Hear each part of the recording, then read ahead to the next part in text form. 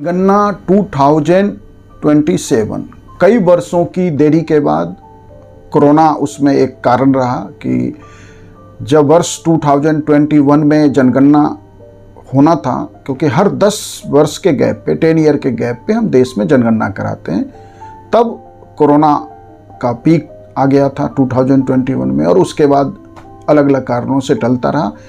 अब सरकार 2 चरणों में देश की जनगणना कराने जा रही है। अब सवाल है कि जनगणना किसी भी देश के लिए क्यों जरूरत है।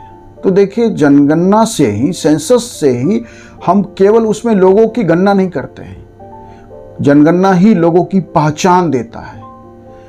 समाज में, देश में, समुदाय में लोगों के काम की क्या स्थिति है, लोग व्यवसाय क्या कर रहे हैं, लोगों के जीवन की स्थिति कैसा है, किस तरह का जीवन जी रहे हैं, पारिवारिक संरचना क्या है और पारिवारिक संरचना में बदलाव का क्या पैटर्न है, यह जानने के लिए हम जनगणना कराते हैं। यह पहली देश की जनगणना होगी जो डिजिटल जनगणना होने जा रही है। यह मोबाइल ऐप से जनगणना होगा और एक ऐसी व्यवस्था इस बार लाई गई है या एक ऐसा फीचर कि इस बार पहली बार स्वगणना भी होगी। मतलब कि व्यक्ति खुद जनगणना के ऐप पे जाके, मैं बताऊंगा वो कैसे होगा, खुद हम जनगणना की प्रक्रिया में शामिल हो सकते हैं। और 1931 के बाद पहली बार भारत के समुदायों और जातियों की गणना होगी। हम जानते हैं, हमने एक अपने पिछले वीडियो में इस पे बात किया था कि अंग्रेजों ने, जब हम ब्रिटिश सत्ता के अधीन थे, तो 1881 से जब से देश में नियमित जनगणना शुरू हुई, अंग्रेजों ने जातियों और समुदायों की गणना भी की। अंग्रेजों का ऐसा करने का उद्देश्य भारत में शासन को मजबूती से कैसे चला जाए, उसके लिए उन्हें समुदायों और जातियों की जानकारी चाहिए था। और 1931 तक वो कंटिन्यू हर सेंसस में होता रहा। 41 में भी जातियों और समुदायों की गणना की गई, लेकिन उस वर्ष जो है, क्योंकि सेकेंड वर्ल्ड वार, द्वितीय विश्व युद्ध चल रहा था, तो वो आंकड़े प्रकाशित नहीं किए गए। और आज़ादी के बाद इसे भारत के समाज में जो जातियों का, समुदायों का जो विभाजन है, वो और बढ़ाता है यह गणना। इसीलिए आज़ादी के बाद जब 51 में सेंसस हुआ तो इसे रोक दिया गया और पहली बार आज़ाद भारत में फर्स्ट टाइम समुदायों और जातियों की गणना होगी। अब हम इसको विस्तार से समझते हैं। तो देखिए, जो इस 16वीं जनगणना है 2 चरणों में होगी। जो इसका पहला चरण है वो तो इसी वर्ष होगा, जो 1 अक्टूबर से 2026 से जम्मू कश्मीर, लद्दाख, हिमाचल और उत्तराखंड के जो बर्फ से ढके हुए क्षेत्र हैं और दूर दराज के क्षेत्र हैं, वहां तो इसी वर्ष 1 अक्टूबर 2026 से होगा। रेस्ट ऑफ इंडिया में, भारत के शेष हिस्सों में जो जनगणना है वो 1 मार्च 2027 से किया जाएगा।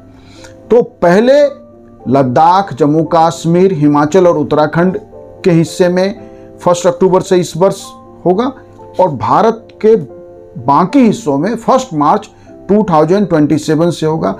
लगभग ये 3 सप्ताह के भीतर जनगणना का काम पूरा हो जाएगा और 10 दिनों में जो है इसका इंटरिम डाटा, अंतरिम आंकड़े आ जाएंगे और 6 वर्षों में पूरा अंतिम डाटा आएगा।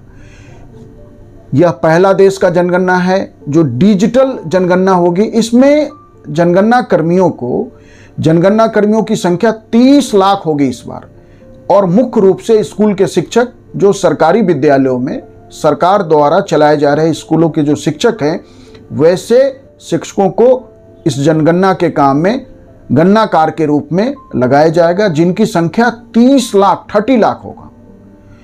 और उससे ऊपर डिस्ट्रिक्ट और सब डिवीजन लेवल पे 1.2 लाख सरकारी व्यवस्था में काम कर रहे लोग इस जनगणना के कार्यक्रम का प्रबंधन देखेंगे, उसकी देखरेख करेंगे।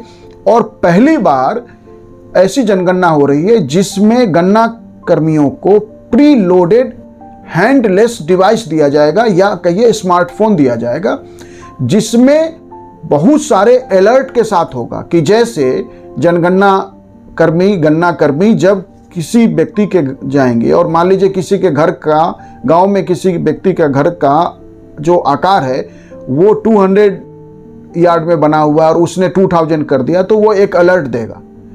ऐसे ही एज की जनगणना में पिता के एज से बेटे का एज ज़्यादा लिखा गया, या पिता और बेटे के एज का जो गैप है वो इरेशनल है, तो आपको वो अलर्ट देगा। तो डिजिटल तरीके से जनगणना किए जाने से आंकड़े, इंट्रीम जो आंकड़े हैं वो तो सिर्फ 10 दिनों में आ जाएंगे और 6 महीने में जनगणना से संबंधित सारे आंकड़े हमारे सामने होंगे।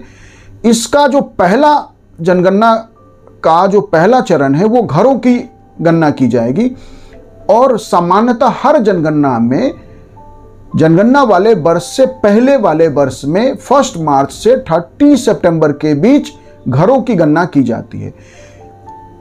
इस बार वह भी 2026 में जो है होगा, घरों की गणना की जाएगी। इसमें इमारत जो घर हैं उसकी प्रकृति क्या है कि घर आवासीय है, रेसिडेंशियल है या कॉमर्शियल है, व्यावसायिक है, घर पक्का है या कच्चा है, घरों में कमरों की संख्या कितनी है, कितने कमरे हैं आपके घर में, घर का ओनरशिप किसके पास है, घर में रहने वाले किस व्यक्ति के नाम वो घर है, घर में पानी और बिजली का सोर्स क्या है कि पानी आप ग्राउंड वाटर इस्तेमाल कर रहे हैं, सप्लाई वाटर कर रहे हैं, या दोनों में से कुछ नहीं है, आप दूर से कहीं से आसपास से पानी लाते हैं। घर में जो टॉयलेट्स हैं, शौचालय हैं, वो किस तरह के हैं, घर में फ्रिज है कि नहीं, टीवी है कि नहीं, घर में एसी है कि नहीं, कूलर है कि नहीं, घर में फोन कितने लोगों पे हैं, घर में वाहन 2 पहिया वाहन कितने हैं, 4 पहिया कितने हैं, कॉमर्शियल वाहन कितने हैं और उसका ओनरशिप घर के किस व्यक्ति के नाम है। ऐसे ही सारी जानकारी, घर के मुखिया के घर में रहने वाले सदस्यों के साथ क्या संबंध है, ये सारी जानकारी, गैस कनेक्शन घर में है या नहीं, गैस कनेक्शन है तो गैस जो है वह पाइपलाइन के थ्रू सप्लाई है या नेचुरल गैस सीएनजी के सिलेंडर का इस्तेमाल हो रहा है या ईंधन के लिए कोई और तरीका घर में इस्तेमाल हो रहा है। सारी जानकारी जो है घरों के गणना में की जाएगी और पहली बार घरों की जीपीएस टैगिंग होगी और जो है जियो फेंसिंग भी की जा रही है इस बार घरों की। अब जब जनगणना में जो मुख्य है जनगणना है लोगों के बारे में जानकारी, उसमें नाम, सबसे पहले लोगों का नाम, उनकी आयु, उनकी जन्म तिथि, सेक्स मेल हैं फीमेल हैं। पहली बार थर्ड जेंडर भी जनगणना में शामिल किया जाएगा कि थर्ड जेंडर के लोग कितने हैं। घर के अंदर जो भी व्यक्ति रह रहे हैं उनका घर के हेड ऑफ फैमिली, प्रधान, घर का कुछ भी कह लीजिए, के साथ क्या संबंध है। घर में जो लोग रह रहे हैं उनमें कितने लोगों का विवाह, मैरिज हुआ है और मैरिज कब हुआ, आज मैरिज हुआ तो क्या स्थिति है कि वह दोनों साथ रह रहे हैं, अलग हो गए हैं या अलगाव की स्थिति है, तलाक हो गई है, डेथ हो गया है, सारी जानकारी।